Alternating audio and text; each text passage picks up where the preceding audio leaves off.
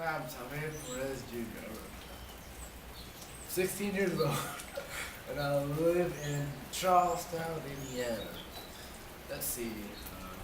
I don't know what I want to be yet. So, yeah. My name is Zach Anderson.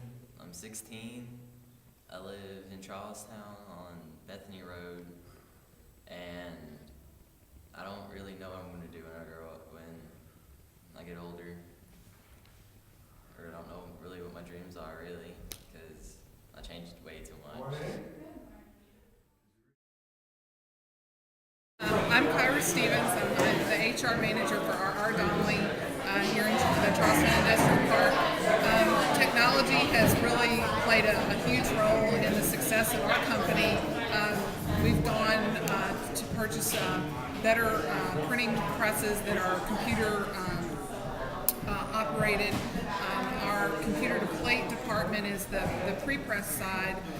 We're creative stuff. Stevens Automotive, husband and wife, automotive repair shop here in Charlestown. The technology you're learning applies to the automotive industry. The bill is created on the computer. Credit card machines hook to the computer. Your car is diagnosed on the computer.